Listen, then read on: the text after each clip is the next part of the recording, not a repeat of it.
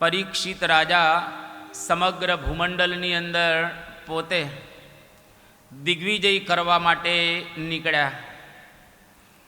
અને કોઈ પણ રાજા એને એવી ઈચ્છા હોય કે મારા રાજ્યનો થોડો વિસ્તાર કરીએ,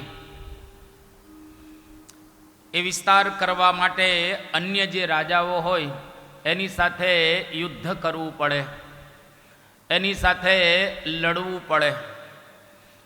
અને લડાઈની અંદર જો એ જીતી જાય તો એ રાજ્ય પોતાનું થઈ જાય. પહેલાંના વખતની અંદર આવો એક રિવાજ હતો. હવે એવું દુનિયાની અંદર રહ્યું નથી. અત્યારે દુનિયાની અંદર 195 જેટલા દેશો રહેલા છે. અમુક પાવરફુલ દેશ જે અમેરિકા જેવા એ આજુબાજુના દેશોની ઉપર પોતાનું વર્ચસ્વ જમાવે. હમણાં જ અમેરિકાએ એક દેશ લઈ લીધો, એટલે કે એની ઉપર પોતાનું વર્ચસ્વ જમાવી દીધું. આ વેસ્ટ ઇન્ડિઝ આજુબાજુના લગભગ 22 દેશો રહેલા છે, ટાપુઓ. એમાંનો એક દેશ જેની ઉપર અમેરિકાએ વર્ચસ્વ જમાવ્યો, વેનેઝુએલા. એવી જ રીતે પાવરફુલ દેશો અન્ય દેશોની ઉપર પોતાનું વર્ચસ્વ જમાવતા હોય છે. કોઈ ઇન્ડસ્ટ્રીયાલિસ્ટ હોય તો એને એવો વિચાર રહે કે મારી ઇન્ડસ્ટ્રી આખા વર્લ્ડની અંદર ફેલાય. કોઈ ગૃહસ્થ હોય તો એને પણ એવું રહે કે આખા ઘરમાં મારું વર્ચસ્વ જામે. જ્યાં તમે હો ત્યાં વર્ચસ્વ જમાવવાની એક ભાવના, ઈચ્છા, મહેચ્છા દરેકને રહી હોય છે. તો પરીક્ષિત રાજા ભૂમંડળનું રાજ્ય પ્રાપ્ત કરવા માટે પોતે નીકળ્યા. અને રસ્તાની અંદર એને આ દ્રશ્ય જોયું જે આપણે ગઈકાલે એનું વર્ણન સાંભળ્યું. એક શુદ્ર પુરુષ, કાળો પુરુષ ગાય અને બળદને મારતો હતો. બળદના 3 પગ એને કાપી નાખેલા અને એક પગને આધારે બળદ ઊભો હતો. એ બળદ ધર્મનું મૂર્તિમાન સ્વરૂપ હતો. પરીક્ષિત રાજા આ શુદ્ર પુરુષને મારવા માટે તૈયાર થયા તો શુદ્ર પુરુષ પરીક્ષિત રાજાના પગમાં પડી ગયો, દંડવત કરવા લાગ્યો. નમન નમન में ફેર હૈ, બહોત નમે નાદાન. નાદાન માણસો બહુ નમે. આ નમ્યો એટલે પરીક્ષિત રાજા એને કહે છે, તું મારા રાજ્યથી બહાર નીકળી જા. જ્યાં સુધી મારું રાજ્ય છે ત્યાં સુધી તારે ત્યાં નહીં રહેવાનું. મારા રાજ્યથી બહાર તું જતો રહે. આ તને દંડ આપું છું. ત્યારે પેલો શુદ્ર પુરુષ કળિયુગ કહે છે કે રાજન, તમારું તો આખા ભૂમંડળમાં રાજ છે, હું ક્યાં જાઉં? જેનું આખી પૃથ્વીમાં રાજ હોય એ જાય ક્યાં? ચંદ્રલોકની ધરતી ઉપર જાય તો બરાબર છે, કે બીજા ગ્રહ ઉપર જાય તો બરાબર છે, પણ અન્ય જગ્યાએ તો જઈ ન શકે. એટલે પરીક્ષિત રાજાને આ ક્ષુદ્ર પુરુષ વિનંતી કરે છે કે મને થોડાક સ્થાન આપો જ્યાં હું સુખપૂર્વક રહી શકું અને મારો જીવન ત્યાં આગળ યાપન થઈ શકે. પરીક્ષિત રાજા એને 4 સ્થાન આપે છે, જ્યાંથી આપણે ગઈકાલે કથા છોડેલી હતી. 4 સ્થાન આપ્યા: દ્યુતમ, પાનમ, સ્ત્રીય, સુના. પહેલું સ્થાન આપ્યું કે દ્યુત, જ્યાં આગળ જુગાર રમાતો હોય ત્યાં તારે રહેવાનું. અને બીજું સ્થાન આપ્યું પાનમ, જ્યાં આગળ પીવાતું હોય, દારૂ, સિગારેટ વગેરે, ત્યાં પણ તારે રહેવાનું. ત્રીજું સ્થાન આપ્યું સુના, એટલે કે જ્યાં હિંસા થતી હોય ત્યાં તારે રહેવાનું. અને ચોથું સ્થાન આપ્યું કુલટા, સ્ત્રીઓ, એટલે જ્યાં વેશ્યાઓ રહેતી હોય ત્યાં તારે રહેવાનું. હવે આ ચારે ચાર સ્થાન કળિયુગને આપ્યા. ચારમાંથી એક પણ સ્થાનનું જો આપણે સેવન કરીએ કે પોષણ કરીએ કે ત્યાં આગળ રહીએ તો કળિયુગ આપણી અંદર આવે. એટલે પહેલું સ્થાન શું આપ્યું? દ્યુતમ, જેની અંદર અસત્ય રહેલું છે. જુગાર, જેને સટ્ટો કહીએ, વરલી મટકા કહીએ, કે પછી લોટરી કહીએ, કે પછી પાના દ્વારા રમતા હો, કે પછી કોઈ પણ રીતે જુગાર રમે તો કળિયુગ તમારી અંદર આવે. અને જુગારની અંદર બરબાદી પણ રહેલી છે. નષ્ટા દ્યુતે ન પાંડવાહા. પાંડવો બહુ પવિત્ર હતા, કૃષ્ણ ભગવાનની બાજુમાં રહેતા હતા, પણ યુધિષ્ઠિર જુગાર રમ્યા, જેની અંદર સંપૂર્ણ રાજ તો હારી ગયા પણ દ્રૌપદીને હારી ગયા. એટલે સંસ્કારની બરબાદી થાય, સમાજની અંદર આપણી કોઈ પ્રતિષ્ઠા ન રહે, લોકોને આપણી અંદર કોઈ વિશ્વાસ ન રહે. અને આજે આપણે જોઈએ છીએ સમાજની અંદર બહુ જુગારી વાતાવરણ થઈ ગયું છે. શ્રાવણ મહિનો આવે, ભગવાન કૃષ્ણનું અવતરણ આ પૃથ્વી પર થાય, એ વખતે ઘણા લોકો જુગાર રમતા હોય છે. શ્રાવણ વદ આઠમના દિવસે દરેક ક્ષેત્રની અંદર આ જુગાર રમાતો હોય. જુગારી વૃત્તિ એટલે શું? તો ઓછું આપવું અને વધારે લેવું, એનું નામ જુગાર. લોટરી કેટલાની હોય? જેટલાની હોય એટલાની. 1 રૂપિયો, 2 રૂપિયા, 5 રૂપિયા, 50 રૂપિયા, પણ એમાંથી લાગે કેટલું? વધારે. એટલે આપવાનું ઓછું અને લેવાનું વધારે, એનું નામ કહેવાય જુગાર. કરવાનું ઓછું અને મેળવવાનું વધારે, એનું નામ કહેવાય જુગાર. દુનિયાના દરેક ક્ષેત્રની અંદર જુગાર રમાઈ રહેલો છે. એ પછી સ્કૂલ હોય કે કોલેજ હોય, દુનિયાના દરેક ફિલ્ડની અંદર જો વિદ્યાર્થીઓને મહેનત નથી કરવી, ટકા વધારે લેવા છે, એને શું કહેવાય? જુગાર. ખેડૂતને ખેતી સરખી કરવી નથી, પાક વધારે લેવો છે, એને શું કહેવાય? જુગાર. બરાબર શિક્ષકોને ભણાવવા નથી ને પગાર વધારે લેવો છે, કે 8મો પગાર પંચ ક્યારે આવશે એની રાહ જો. ભણાવો ને સરખું, ટ્યુશનમાં સરખું ભણાવે પણ સ્કૂલમાં સરખું ભણાવતા નથી. અરે આપણે પણ જુગારી વૃત્તિની અંદર બેઠેલા છીએ. ભજન ભક્તિ માળા માનસી કથા કીર્તન સરખા કરવા નથી અને ભગવાનનું ધામ જોઈએ છે. આ જુગાર જ છે ને. એમ ભગવાન મળે નહીં કે ચાલો થોડુંક કરી નાખીને ભગવાન મળી જાય. એમ થોડા ભગવાન મળે, એમ કરવું પડે અને કરવામાં દાખલો કરવો પડે તો જ આપણે ભગવાનની પાસે પહોંચી શકીએ. એટલે બરાબર મહેનત કરવી. આજે વિશ્વની અંદર તમે લાસ વેગાસમાં જાઓ, મકાઉ ટાપુ પર જાઓ, મલેશિયાની અંદર જાઓ, ગેન્ટિંગ હાઉસની અંદર જાઓ, તમે હાઈલેન્ડની અંદર જાઓ, એટલાન્ટિક સિટીની અંદર જાઓ, આ દુનિયાના મોટા મોટા જુગારી ખાના છે. લાસ વેગાસ સૌથી વધારેમાં વધારે જુગાર રમાય છે ત્યાં. એવું કહેવાય છે કે કોઈ પણ માણસ લાસ વેગાસ જાય ત્યારે 80,000ની ટ્રેનમાં જાય, ડોલરની વાત કરું છું, અને આવે ત્યારે ચંપલ પહેરીને આવે, કંઈ ન હોય એની પાસે. થોડી વાર એને આપે, થોડુંક જીતાડે અને પછી બધું જ એ જતું રહે. એટલે ભગવાન સ્વામિનારાયણે શિક્ષાપત્રીમાં પણ વાત કરી, દ્યુતાદિ વ્યસનમ ત્યાજ્યમ નાદ્યમ ભંગાદિ માદકમ. ટૂંકમાં કહીએ તો ક્યાંય જુગારી વાતાવરણની અંદર આપણે જવું નહીં. આ પહેલું સ્થાન, કારણ કે ત્યાં કળિયુગ છે.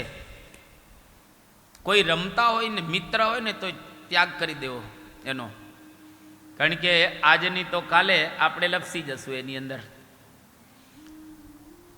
પરમ પૂજ્ય પ્રમુખ સ્વામી મહારાજ 1980માં અમેરિકાની અંદર ગયા હતા અને એની સાથે 2 યુવકો હતા. અને પ્રમુખ સ્વામી મહારાજને કહે છે કે બાપા અમારે લાસ વેગાસ જોવા જવું છે. સ્વામી કે ત્યાં ન જવાય, આપણાથી રમાઈ જવાય. કે બાપા અમે સત્સંગી છીએ, અમે નહીં રમીએ. સ્વામી કે સત્સંગી હો કે ગમે તે હો, પણ ત્યાં વાતાવરણ જેવું હોય ત્યાં આપણાથી રમાઈ જાય. પરાણે બે યુવકો ગયા અને બાપાએ છૂટ પણ આપી કે જાઓ પાછા આવી જજો, રમતા નહીં. પણ હવે આ બે છોકરા ગયા અને ત્યાં $5-10 નાખ્યા તો ડબલ થઈને આવ્યા. ખુશ થઈ ગયા કે વાહ, આ તો બહુ સારું છે. ધીરે ધીરે કરતાં કરતાં થોડુંક કમાયા અને પછી એક સાથે બધું જતું રહ્યું. અને પછી તો મેળવવા માટે પાછો હાર્યો જુગારી બમણો રમે ને. $200 1980માં હારીને આવ્યા. પ્રમુખ સ્વામી મહારાજની પાસે આવ્યા ત્યારે નીચું મુખ રાખીને આવેલા. બાપાને કહ્યું બાપા ભૂલથી રમાઈ ગયું. સ્વામી કે ઉપવાસ કરો નિર્જળા, એના પ્રાયશ્ચિત રૂપે. આવા સત્સંગી છોકરાઓ પણ લેવાઈ જતા હોય છે, એટલે લપસણી ભૂમિ છે તેનાથી દૂર જ રહેવું. અત્યારે પણ જાત જાતનું એવું નીકળવું હોય છે ગોબરભાઈ, બરાબર ને? તો જાત જાતનું વાતાવરણ એવું હોય છે કે એની અંદર માણસ લેવાઈ જતો હોય છે, એટલે ત્યાંથી દૂર રહેવું. બીજું પાનમ. પાનમ એટલે દારૂ અને સિગારેટ વગેરે પીવું. તે જ્યાં આગળ વ્યસન દૂષણ ચાલતા હોય ત્યાં પણ નહીં જવાનું. એ પછી સિગારેટ હોય, તમાકુ હોય, બીડી હોય, ભાંગ હોય, ચરસ હોય, ગાંજો હોય કે પછી જાત જાતના દારૂઓ હોય, આ બધા જ વ્યસનોની અંદર કળિયુગ મૂર્તિમાન રહેલો છે. કોઈ વ્યસની ભગવાનના ધામમાં જઈ જ ન શકે. ઘણી વખત સત્સંગીઓને ખૂણે ખાંચરે રહી જતું હોય છે. આમ તો હોતું નથી, પણ આપણે કહીએ ને કે ખૂણે ખાંચરે રહી જાય. ક્યારેક ક્યારેક પાછા તમાકુ ખાઈ લેતા હોય છે, ક્યારેક ક્યારેક પાછી બીડી પી લેતા હોય છે, ક્યારેક ક્યારેક એકાદો ગુટકો ખાઈ લેતા હોય છે, ક્યારેક ક્યારેક કંઈક કરી લે. તો એટલું યાદ રાખવું એ કળિયુગ છે, અને જ્યાં કળિયુગ હોય ત્યાં ભગવાન હોઈ જ ન શકે. એટલે એનાથી પણ આપણે બચવું જોઈએ. શાસ્ત્રમાં જબરજસ્ત નિષેધ કરવામાં આવ્યો છે. નષ્ટા મદ્યેન યાદવાહા, મદ્યેન નષ્ટા યાદવાહા. આખો યદુકુળ તમે જુઓ, જે લોકોએ એક મૈરેક નામનું પીણું પીધું અને અંદરો અંદર લડી અને આખું યદુકુળ ખલાસ થઈ ગયું. મહાભારતની અંદર પ્રસંગ છે, અહીંયા આગળ પણ છે. ઇસ્લામની અંદર એક સુંદર વાત કરવામાં આવી કે દારૂ શેતાનની કામગીરી છે. જૈન ધર્મમાં તો ત્યાં સુધી કહે છે એકતઃ સર્વ પાપાની મદ્યપાનમ તથૈકતઃ. એક બાજુ દુનિયાના જેટલા પાપો છે તમામ પાપો કરો, અને બીજી બાજુ કોઈ મદ્યપાન કરે એટલે કે દારૂ પીવે, એ બે સરખું રહેલું છે. ટેમ્પરરી સ્યુસાઇડ જેને આપણે કહીએ, ટેમ્પરરી સ્યુસાઇડ એટલે કે આત્મઘાત. આ જેટલા વ્યસનીઓ છે એ કેમ વ્યસન કરે છે? એના પત્નીનો વાંક છે. જેટલા વ્યસની છે એ બધાની પત્નીઓનો વાંક છે, એટલે પતિઓ વ્યસન કરે છે. તમને આશ્ચર્ય લાગશે, હું બોલું છું સ્ટેટમેન્ટ બરાબર જ છે. કારણ જેની પત્નીનો પ્રેમ ઘટે એ જ પુરુષ વ્યસનની અંદર પ્રેમ કરે. જેની પત્નીનો પ્રેમ જ એવો વિશુદ્ધ હોય એનો પુરુષ કોઈ દિવસ વ્યસનની અંદર લેવાય જ નહીં. હું તમને એક દ્રષ્ટાંત આપું. ભક્તિબા હતા આપણા સંપ્રદાયની અંદર, એના લગ્ન થયા બાપુની સાથે, એટલે કે નરેશની સાથે, રાજાની સાથે એના લગ્ન થયા. હવે લગ્ન થયા એટલે સ્વાભાવિક રીતે ભક્તિબા તો પહેલેથી ને સત્સંગી, અતિશય સત્સંગી, અને જોયું તો એમના પતિદેવ દારૂ પીતા હતા. એટલે ભક્તિ માતા તો ડુંગળીને કોઈ દિવસ અડેલા નહીં, દારૂની તો વાત જ દૂર રહી ગઈ. અને એટલા બધા શુદ્ધ અને પવિત્ર હતા, અને આ એમના પતિ દારૂ પીવે. ભક્તિ માતા જોવે છે ભક્તિબા, અને જોયું કે પતિદેવ દારૂ પીવે છે, કંઈ વાંધો નહીં, ભલે પીવે પણ છોડી દેશે. અને એના પતિને વિનંતી કરી એ કે જુઓ, તમે પીવો એનો વાંધો નથી, મને કંઈ વાંધો નહીં, તમે દારૂ પ્રેમથી પીવો, પણ મારી એક શરત છે દારૂ તમને પીવા માટેની. કે કઈ સરસ. તમારે જ્યારે જ્યારે ઈચ્છા થાય દારૂ પીવાની ત્યારે તમારે મને કહેવાનું, હું તમને ભરીને દારૂ આપીશ. તમારે મારા હાથે દારૂ પીવાનો, તમારી હાથે નહીં પીવાનો. હું તમને ભરીને આપીશ, જેટલી વાર પીવો એટલે 5 વાર 10 વાર 15 વાર જેટલી વાર પીવો હોય એટલી વાર. અને પેલો એમનો પતિ પહેલી વાર દારૂ આમ ભક્તિ માતાએ ભરીને આપ્યો ભક્તિબાએ, તો તરત જ એને થયું કે મારી પત્ની જે કોઈ દિવસ ડુંગળી લસણને અડતા નથી અને એના હાથથી હું દારૂ પીઉં, આ તો બરાબર ન કહેવાય. અને ત્યાં ને ત્યાં એને પ્રતિજ્ઞા કરી કે આજથી દારૂ પીવે એ હરામ છે. આજીવન એને દારૂ છોડી દીધો. જો આ પત્નીનો પ્રેમ, એટલે જેની પત્ની પ્રેમાળ હોય એનો પતિ કોઈ દિવસ વ્યસની હોઈ જ ન શકે. અને જેનો પતિ વ્યસની હોય એ પત્નીની અંદર સુધારો કરવાનો કે મારા પતિને જ એવો પ્રેમ આપવું જેથી કરીને કોઈ બીડી, સિગારેટ, દારૂ, ભાંગ, ચરસ, ગાંજો એમાં એનું મન જ ન થાય. આ કેટલું એક અધ્યાત્મ ચિંતન આપણા મહાપુરુષોએ કરેલું છે. એટલે આ એક બહુ જ અગત્યની વાત અહીંયા આગળ બતાવી રહ્યા છે. જ્યાં આગળ વ્યસન હોય ત્યાં આગળ કળિયુગ હોય જ. અમેરિકાની અંદર હમણાં એક સિગારેટ બહાર પાડી છે એ લોકોએ, એનું નામ છે ડેથ સિગારેટ. નામ જ ડેથ, મૃત્યુ. અને નીચે શું લખ્યું છે કે તમારે મરવાની ઉતાવળ ન હોય તો અમારી સિગારેટ પીજો. ઉતાવળ ન હોય તો એટલે તમને ધીરે ધીરે મારશે. ઘણા આપઘાત કરીને મરી જતા હોય છે ને, કે અમારી સિગારેટ તમે પીશો એટલે એક સિગારેટે તમારું 14 મિનિટનું આયુષ્ય ઘટી જશે. આ ડેથ સિગારેટ. એના ખોખા ઉપર આમ 2 હાડકા છે આવી રીતે, વચ્ચે ખોપરી છે. આવું દ્રશ્ય એ સિગારેટ ઉપર છે. Death cigarette. મૂર્તિમાન આપણે કહીએ મૃત્યુ, એટલે એનાથી આપણે બચવું જોઈએ. એટલે પ્રયોગ હમણાં કરવામાં આવ્યા. એક ઉંદર ઉપર પ્રયોગ કર્યો. ઉંદરને બીડી પાય. ઉંદર કેવી રીતે બીડી પીવે?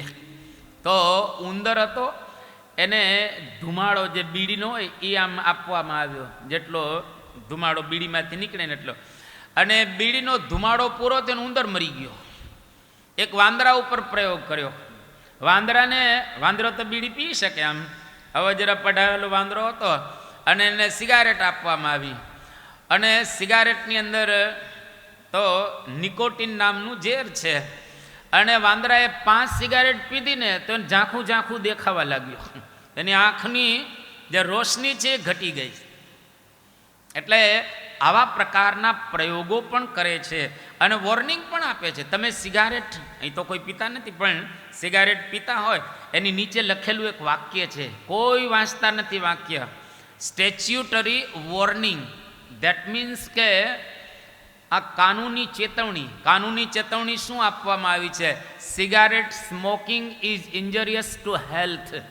આ તમારી હેલ્થને નુકસાન કરશે, માટે પીતા નહીં. પણ don't read before you smoke. પહેલાં પી લો પછી વાંચો. પહેલાં પી લો પછી વાંચો. કોઈ વાંચતા નથી. આજે દરરોજના, હું તમને સ્ટેટિસ્ટિક આપું છું, દરરોજના 2000 માણસો સિગારેટ, બીડી, તમાકુ અને ગુટખાથી મરે છે. દરરોજના. ઘણા માણસો શું કહેતા હોય કે અમારે વ્યસનની જરૂર છે એટલે કરીએ છીએ. તારે વ્યસનની જરૂર નથી, બુદ્ધિની જરૂર છે. વ્યસનની કોઈ જરૂરિયાત રહેલી નથી. અવડાય માણસોની અંદર હોય. એટલે આ પ્રકારનું ઘણી વખત બોલતા હોય છે. ઘણા કે આ સિગારેટ કે બીડી પીએ ને સારા આઈડિયા આવે, સારા વિચાર આવે. I can think very well. હું સારી રીતે વિચારી શકું છું. If I don't smoke I cannot think very well. હું જો બરાબર રીતે આ સિગારેટ ન પીવું તો મને સારા વિચારો આવતા નથી. એવું નથી. તમે સિગારેટ પીવો ને એટલે જે વિચાર છે સારા ન હોય તો તમને સારા લાગે છે, બાકી એના દ્વારા કોઈ વિચાર સારા આવતા હોતા નથી. ઘણા પાછા શું કહેતા કે તમાકુ કે સિગારેટ અમે જો ન પીએ તો ઝાડો સાફ નથી આવતો. લે, આવા પણ બાના કાઢતા હોય છે.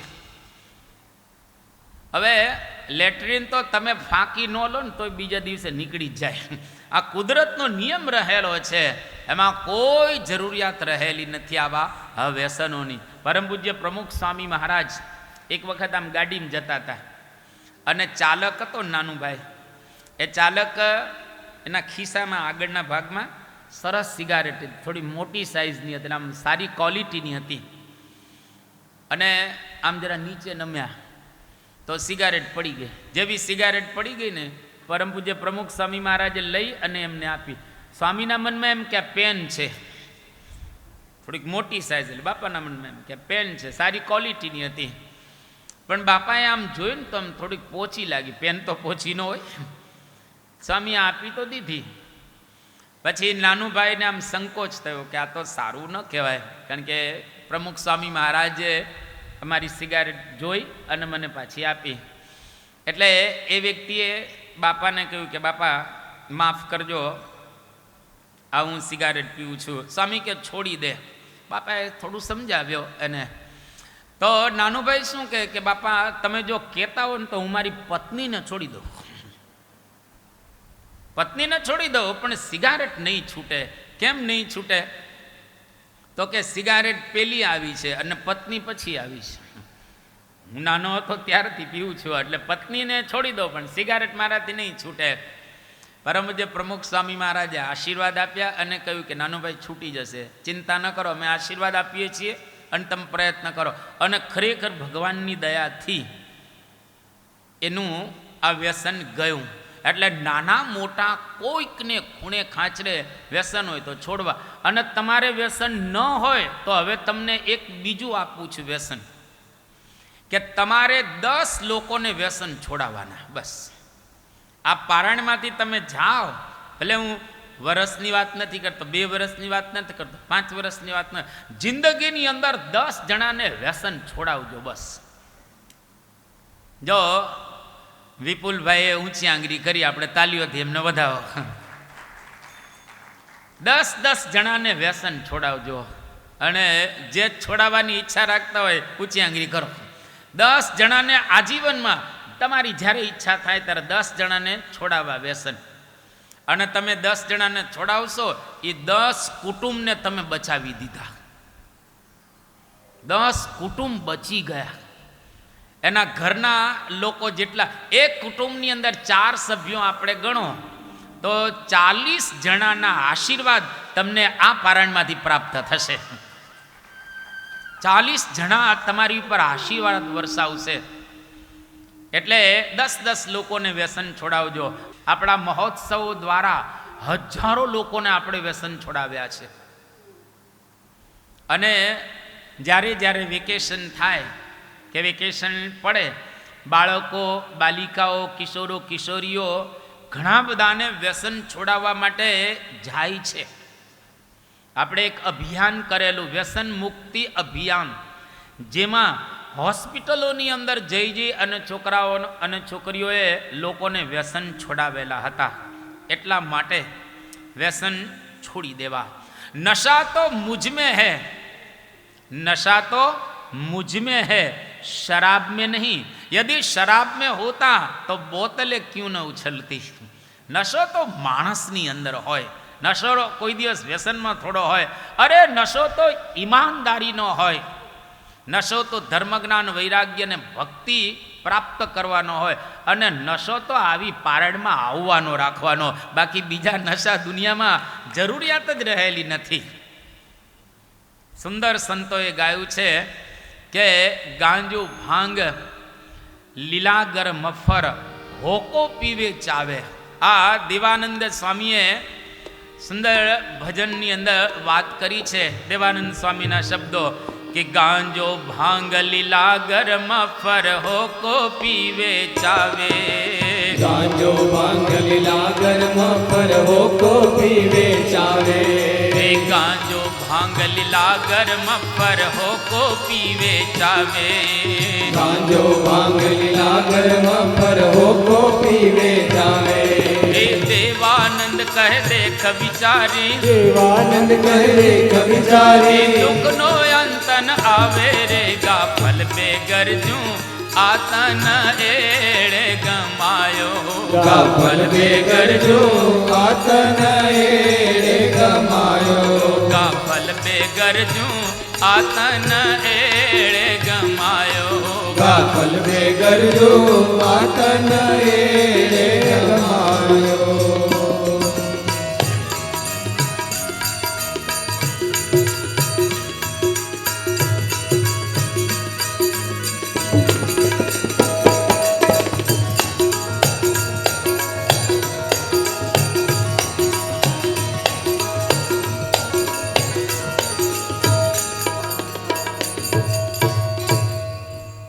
આની અંદર દેવાનંદ સ્વામીએ તમામ પ્રકારના વ્યસનો બતાવી દીધા. ગાંજો, ભાંગ, મફર, લીલાગર, બધા પ્રકારના વ્યસનો આમાં આવી ગયા. ટૂંકમાં કહીએ તો કોઈ પણ પ્રકારનું વ્યસન નહીં રાખવાનું. ખાલી બીડી સિગારેટની વાત નથી કરતા, અન્ય પણ વ્યસનો હોય છે. મને અહીં બેહવાથી જ ફાવે વ્યસન, હું આ રીતે જ વર્તું એ વ્યસન. સમયે સમયે બદલાતા રહેવું, અને જે માણસ સમયે સમયે બદલાતા રહે ને એ જ માણસનો ગ્રોથ થઈ શકે. લાસ્ટ બ્રેથ, છેલ્લો શ્વાસ લઈએ ત્યાં સુધી જીવનને બદલતું રાખવું. અમુક માણસો એક જ ઘરેડમાં ટેવાઈ ગયા હોય, એને તમે સલાહ આપો ને એની સલાહ જ માને નહીં કોઈની. જો અહીંયા આગળ પેલા દાદા બેઠા છે, પહેલા જ નંબરે આ બેઠા છે, પલાઠી વાળીને માળા લઈને બેઠા છે પહેલાં જ. હવે તમે જુઓ, આટલી ઉંમરે લગભગ 70ની નજીક તો થઈ ને, 70ની નજીક, કારણ કે સિલ્વર હેડેડ છે એટલે સફેદ માથું છે એટલે 70ની આજુબાજુ તો પહોંચી જ ગયા હશે. 70 વર્ષની ઉંમરે પલાઠી વાળી અને માળા લઈ અને બેઠેલા છે. એનો મતલબ શું થયો? નાનપણમાં ધ્યાન રાખ્યું હશે હરખું, નાનપણમાં સરખું ધ્યાન રાખ્યું હશે સ્વાસ્થ્યનું. નહીતર પચાએ ઘણા લબડી જતા હોય, પચાએ લબડી જતા હોય છે. અને કારણ કે એટલે નાનપણથી તમારા દીકરાને દીકરીઓને તૈયાર કરજો, દરરોજ બદલાજો. આ પારાયણ એટલા માટે છે, આ પારાયણ માસની અંદર નથી કરતા, આપણે ક્લાસની અંદર કરીએ છીએ. કારણ કે અહીંયા આગળ 250 સુધરે એટલે શું થયું સમાજની અંદર? આજે એક માણસને સુધારવો કેટલો અઘરો છે. It is very difficult. આપણે કહીએ એક માણસને સુધારવો તે 250 માણસો જાગી જાય સમાજમાંથી, કેટલું મોટું કામ થાય. એનો મતલબ કે જેટલા તમે આવ્યા છો એટલા કુટુંબ તો જાગી ગયા, એટલા કુટુંબ તો જાગી ગયા ને. તો આ એક અગત્યનું કામ થઈ રહ્યું છે. એટલે દરરોજ બદલાવું. આ ધૂમ્રપાન કે પછી વ્યસનોથી કેટલા માણસો દરરોજના મરે છે અને સમાજમાં કેવી અસર છે, હું તમને ખાલી 3-4 સ્ટેટિસ્ટિક આપું. દુનિયામાં જેટલા ખૂન થાય છે એના કરતાં 54 ગણા માણસો બીડી સિગારેટથી મરે છે. દુનિયામાં થતા આપઘાત એના કરતાં 30 ગણા લોકો ધૂમ્રપાનથી મરે છે. દુનિયાની અંદર જે ડાયાબિટીસથી લોકોનું મૃત્યુ થાય છે એના કરતાં 18 ગણા લોકો વ્યસનમાંથી મરી જાય છે. આકસ્મિક કહેતા અકસ્માતથી જે લોકો મરે છે એના કરતાં 12 ગણા લોકો વ્યસનથી મરી જાય છે. ધારો કે પાકિસ્તાન અને ભારતનું યુદ્ધ થાય અને 100, 200, 500 મરી ગયા હોય તો આખો દેશ જાગી જાય ને. 500 માણસો મરી ગયા, 200 માણસો મરી ગયા. અરે દરરોજના હજારો માણસો વ્યસનથી મરી રહ્યા છે. એમાં કોઈ જાગૃત નથી, નથી ગવર્મેન્ટ જાગૃત, નથી કોઈ બીજા જાગૃત. ફક્ત ધાર્મિક પુરુષો આ વાત કરી રહેલા છે. ધારો કે એવો નિયમ બનાવે ઇન્ડિયાની અંદર કે કોઈ પણ તમાકુનું ખેતર હોય એ તમાકુ વાવવાનું જ નહીં. ભારતની અંદર દારૂ બંધી કરી દેવામાં આવે, દારૂની ફેક્ટરીઓ તો બંધ કરી દેવામાં આવે અને બધાને કહેવામાં આવે તમે અન્ય ફેક્ટરીઓ નાખવાનો પ્રારંભ કરો, તમને એમાં અમે સબસિડી આપીશું અને તમારા ધંધા ચાલશે જ. પણ એવું કરી શકતા નથી. એને લઈને દેશ કેટલો બરબાદ થઈ રહ્યો છે. દેશની આખી દુનિયા બરબાદ થઈ રહેલી છે, પણ માણસો જાગતા નથી. હવે આખી દુનિયાને તો આપણે ક્યાં સમજાવી શકવાના છીએ, પણ જોડા કે પગરખાં પગમાં પહેરી લેવા બસ. આપણે કંઈ વરસાદને રોકી શકવાના નથી. છત્રી રાખી લો, આપણો તો કાર્યક્રમ પૂરો થઈ ગયો. અને આપણે છત્રી રાખવાની. આ બીજું સ્થાન આપ્યું કળિયુગને. ત્રીજું સ્થાન કુલટા સ્ત્રી. કુલટા એટલે વેશ્યા સ્ત્રી. સ્ત્રીઓ બે પ્રકારની રહેલી છે. એક સ્ત્રી એવી પોતાના રૂપ દ્વારા અન્ય પુરુષોનું આકર્ષણ કરે છે, અન્ય પુરુષોને મજબૂર કરી રહેલી છે, એને વેશ્યા સ્ત્રીઓ કહેવાય. જેના દ્વારા સમાજની અંદર બહુ જ ખરાબ વાતાવરણ ઊભું થઈ રહેલું છે અને અમુક જગ્યાએ એના અડ્ડા ચાલી રહેલા છે. તો જ્યાં જ્યાં વેશ્યા સ્ત્રીઓ રહેતી હોય ત્યાં પણ કળિયુગ રહે છે. આજે આપણે કહીએ કે એવી 5 સ્ટાર હોટલ્સની અંદર, એવા ફાર્મ હાઉસની અંદર, એવા રિસોર્ટની અંદર, એવી જગ્યાએ આ પ્રકારનું વાતાવરણ ઘણી વખત તમને જોવા મળશે. તો એનાથી પણ આપણે બચવું, કારણ કે ત્યાં કળિયુગ રહેલો છે. આજે સ્વીડન જેવો દેશ, જેની અંદર લગ્ન પ્રથા ધીરે ધીરે નીકળવા માંડી ગઈ છે. જેમ પશુઓમાં ક્યાં લગ્ન પ્રથા છે, પંખીઓમાં ક્યાં લગ્ન પ્રથા છે, એવી જ રીતે માણસની અંદર પણ લગ્ન પ્રથા જ નીકળવા માંડી ગયેલી છે અમુક દેશમાં. અમુક આધુનિક લોકો, હું નામ નથી આપતો, અત્યારે મીડિયાના જમાનામાં બહુ મોટા તત્વચિંતક છે દુનિયામાં, એનું નામ છે, અને એ શું કહે છે, લગ્ન જ નહીં કરવાના, લગ્ન કરવાના જ નહીં, અને જેને જેમ ફાવે તેમ વિષયો ભોગવવાના. હવે આવા માણસો સમાજની અંદર કેવું મોટો નુકસાન કરી રહેલા છે. એટલે મૂર્તિમાન કળિયુગ ત્યાં રહે છે. વ્યભિચારો ન કર્તવ્ય. ભગવાન સ્વામિનારાયણ, વ્યભિચાર ન કરવો જોઈએ. કોઈ સ્ત્રીની સાથે ગમન ન કરવું જોઈએ. કોઈ સ્ત્રીએ પોતાના પુરુષ સિવાય અન્યની સાથે વિહાર ન કરવો જોઈએ. આ શાસ્ત્રની મર્યાદા છે, એનું બરાબર રીતે આપણે પાલન કરવું જોઈએ. આ ત્રીજું સ્થાન. અને ચોથું હિંસા. જ્યાં આગળ એવા કતલખાના હોય ત્યાં પણ આ કળિયુગ રહે છે. એટલા માટે મહાપુરુષોએ આ ના પાડી છે કે કોઈ પણ જગ્યાએ કળિયુગ રહેતો હોય ત્યાં જવું નહીં અને એનું આપણે સેવન કરવું નહીં.